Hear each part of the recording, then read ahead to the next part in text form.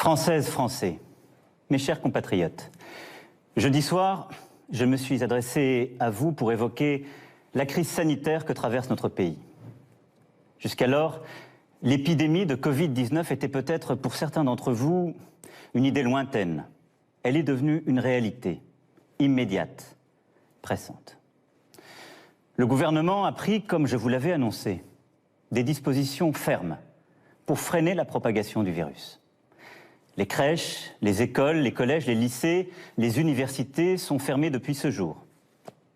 Samedi soir, les restaurants, les bars, tous les commerces non essentiels à la vie de la nation ont également clos leurs portes. Les rassemblements de plus de 100 personnes ont été interdits.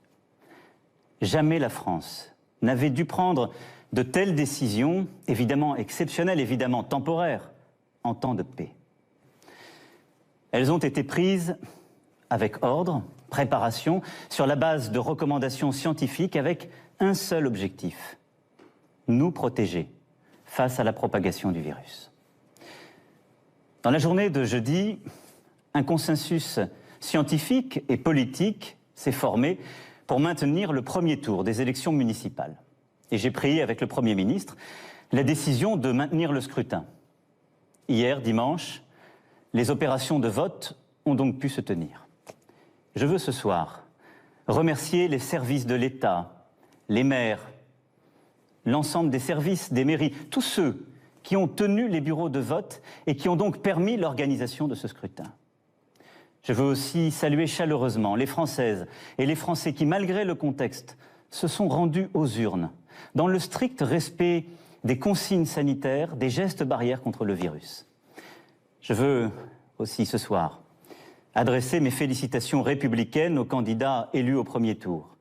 Environ 30 000 communes sur 35 000 ont, après ce premier tour, un conseil municipal.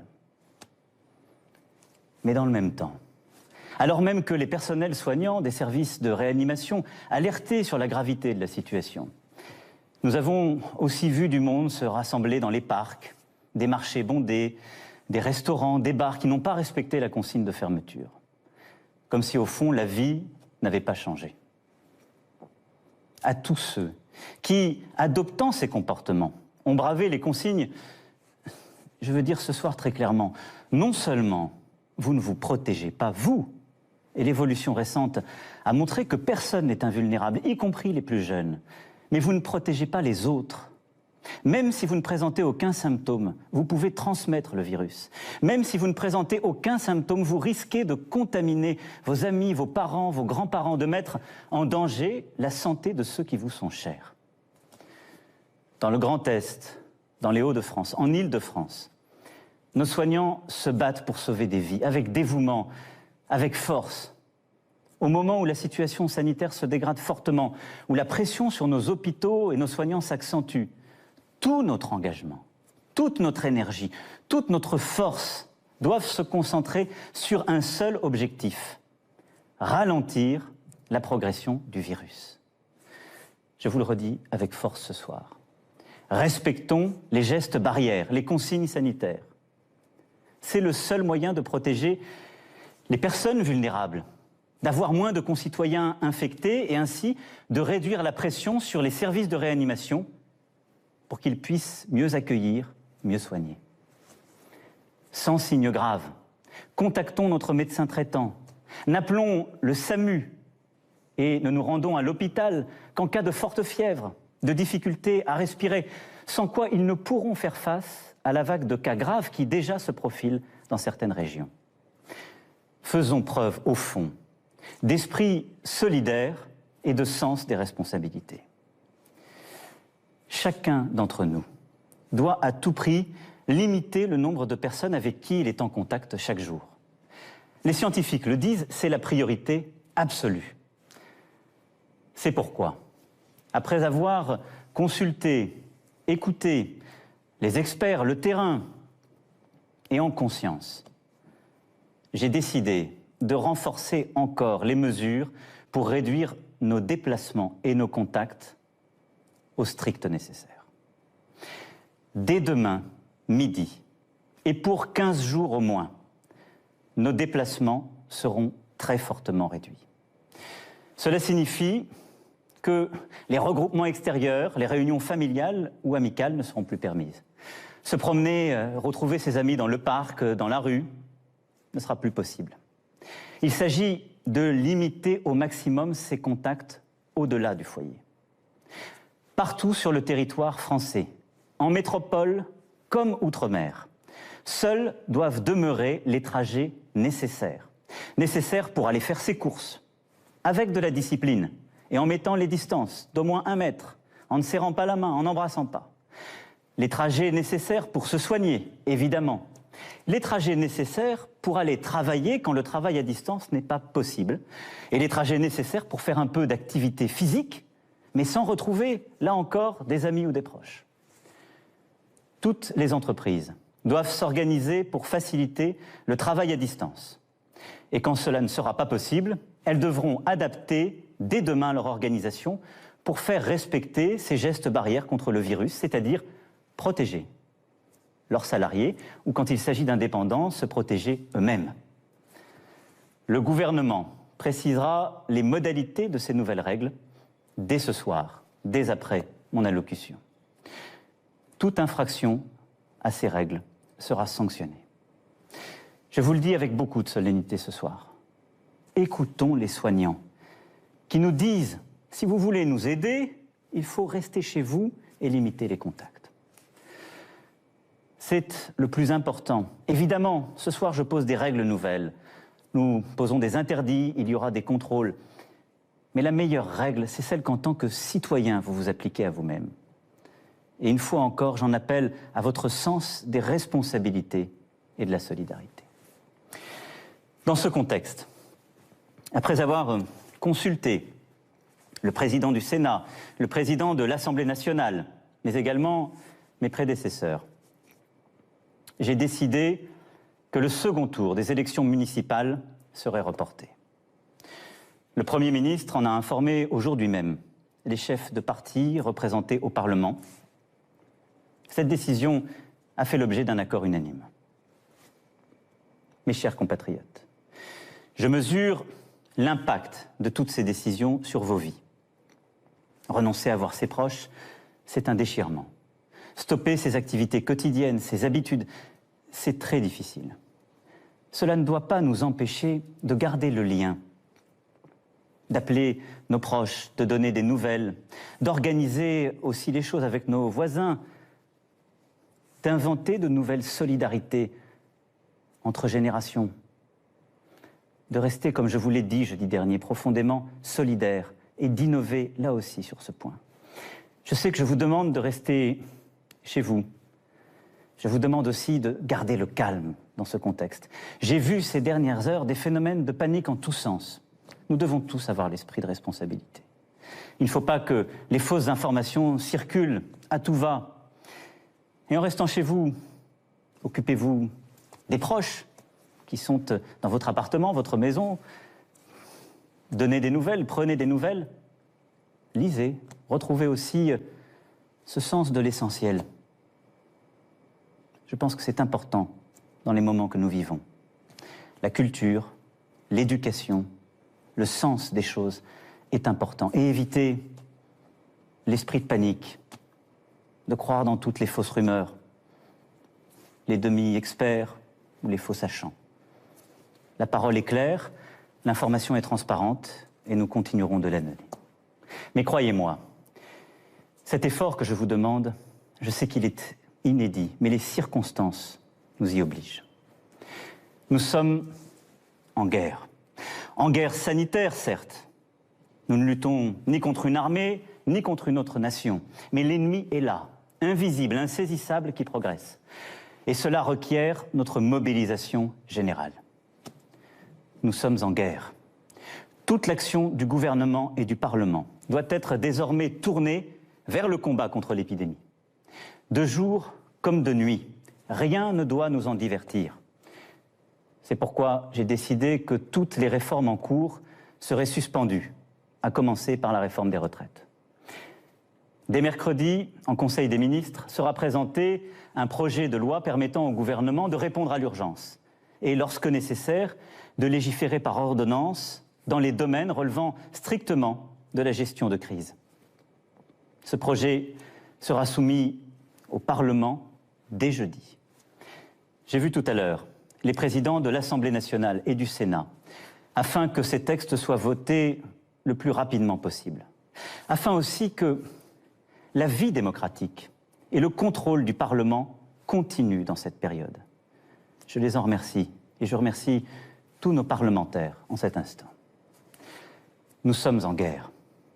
J'appelle tous les acteurs politiques, économiques, sociaux, associatifs, tous les Français, à s'inscrire dans cette union nationale qui a permis à notre pays de surmonter tant de crises par le passé. Nous sommes en guerre. Et la nation soutiendra ses enfants, qui, personnel soignant, en ville, à l'hôpital, se trouvent en première ligne dans un combat qui va leur demander énergie, détermination, solidarité. Ils ont des droits sur nous. Nous leur devons évidemment les moyens, la protection. Nous serons là. Nous leur devons des masques, du gel, tout le matériel nécessaire. Et nous y veillons et y veillerons. Nous avons décidé, avec les scientifiques, de réserver les masques en priorité pour l'hôpital et pour la médecine de ville et de campagne. En particulier les généralistes et les infirmières, désormais en première ligne aussi dans la gestion de la crise. Des masques seront livrés dans les pharmacies dès demain soir, dans les 25 départements les plus touchés. Mercredi, pour le reste du territoire national. J'ai aussi entendu le message des spécialistes, en particulier les chirurgiens dentistes et beaucoup d'autres. Des solutions seront trouvées avec le ministre de la Santé dans les prochaines heures. Nous devons aussi aux soignants la garde de leurs enfants. Un service minimum de garde est en place depuis ce jour dans les crèches et dans les écoles. Nous leur devons aussi sérénité dans leurs déplacements et repos. C'est pourquoi j'ai décidé que dès demain, les taxis et les hôtels pourront être mobilisés à leur profit. L'État paiera. Nous sommes en guerre, oui. Le pays accompagnera dans cette période les régions les plus touchées, aujourd'hui, comme celles qui le seront demain. À ce titre, je veux assurer les habitants, les personnels soignants du Grand Est que nous serons au rendez-vous pour les appuyer face à l'afflux de patients et à la saturation des hôpitaux. Je sais ce qu'ils vivent depuis des jours et des jours. Nous sommes avec eux. J'ai décidé pour cela qu'un hôpital de campagne du service de santé des armées serait déployé dans les jours à venir en Alsace. Les armées apporteront aussi leur concours pour déplacer les malades des régions les plus affectées et ainsi réduire la congestion des hôpitaux de certains territoires. Nous sommes en guerre. Aussi, comme je vous l'ai dit jeudi, pour nous protéger et contenir la dissémination du virus, mais aussi préserver nos systèmes de soins. Nous avons pris ce matin, entre Européens, une décision commune. Dès demain midi, les frontières à l'entrée de l'Union européenne et de l'espace Schengen seront fermées. Concrètement, tous les voyages entre les pays non européens et l'Union européenne seront suspendus pendant 30 jours. Les Françaises et les Français qui sont actuellement à l'étranger et souhaitent rentrer pourront bien entendu rejoindre leur pays. Nous devons prendre cette décision parce que je vous demande ce soir d'importants efforts et que nous devons, dans la durée, nous protéger. Et je veux dire à tous nos compatriotes qui vivent à l'étranger que là aussi, en bon ordre, ils doivent se rapprocher des ambassades et consulats et que nous organiserons, pour celles et ceux qui le souhaitent, et là où c'est nécessaire, leur rapatriement. Vous l'aurez compris, vous le pressentez. Cette crise sanitaire sans précédent aura des conséquences humaines, sociales, économiques majeures. C'est aussi ce défi que nous devons mener. Je vous demande des sacrifices pour ralentir l'épidémie.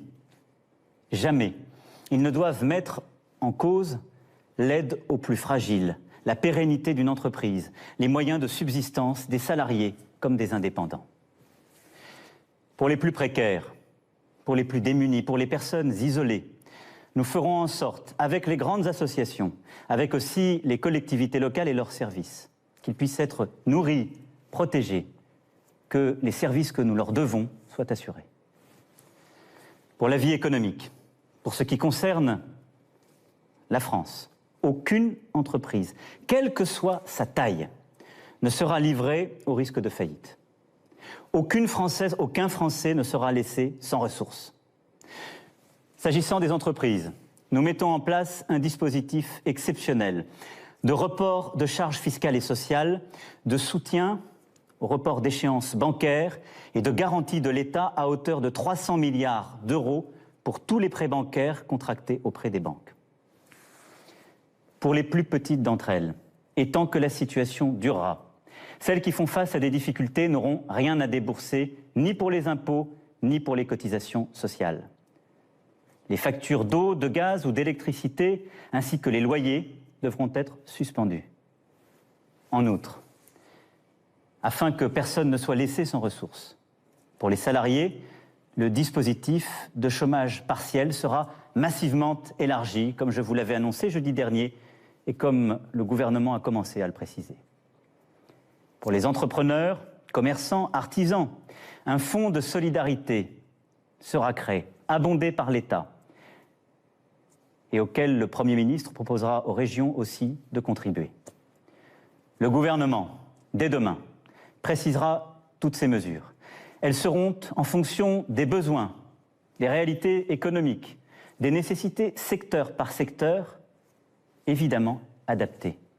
Nous serons au rendez-vous pour que notre économie soit préservée dans cette période si dure et pour que l'ensemble des travailleuses, des travailleurs puissent avoir cette sécurité aussi en termes de pouvoir d'achat, de continuité de leur vie. Mes chers compatriotes, la France vit un moment très difficile. Nul ne peut en prévoir précisément la durée. Et à mesure que les jours suivront les jours, que les problèmes succéderont aux problèmes, il faudra, en lien avec les éclairages donnés par les scientifiques, les expériences de terrain, il faudra nous adapter. Nous allons continuer aussi, pendant cette période, de travailler, de progresser sur les traitements. Et je sais le dévouement de plusieurs équipes partout sur notre territoire, avec les premiers espoirs qui naissent. Et nous continuerons aussi d'avancer sur le vaccin. Régulièrement, je m'adresserai à vous. Je vous dirai à chaque fois, comme je l'ai fait, comme le gouvernement le fait, la vérité sur l'évolution de la situation. J'ai une certitude. Plus nous agirons ensemble, et vite, plus nous surmonterons cette épreuve. Plus nous agirons en citoyens, plus nous ferons preuve de la même force d'âme, de la même abnégation patriote que démontrent aujourd'hui nos personnels soignants, nos sapeurs-pompiers, l'ensemble des acteurs de la sécurité civile. Plus vite, nous sortirons de cette vie au ralenti. Nous y arriverons, mes chers compatriotes, en étant unis, solidaires.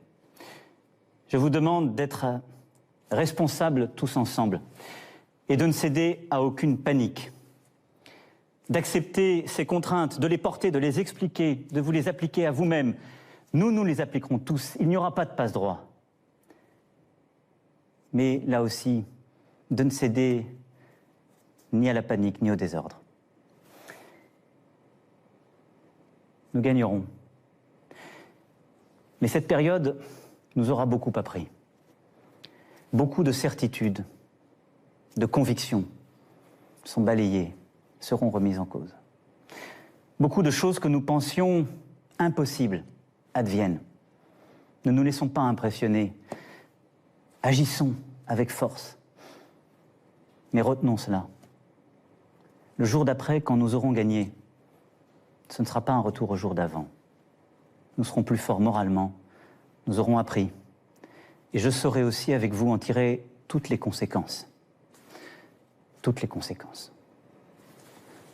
Y sont-nous, individuellement et collectivement, à la hauteur du moment. Je sais, mes chers compatriotes, pouvoir compter sur vous. Vive la République! Vive la France.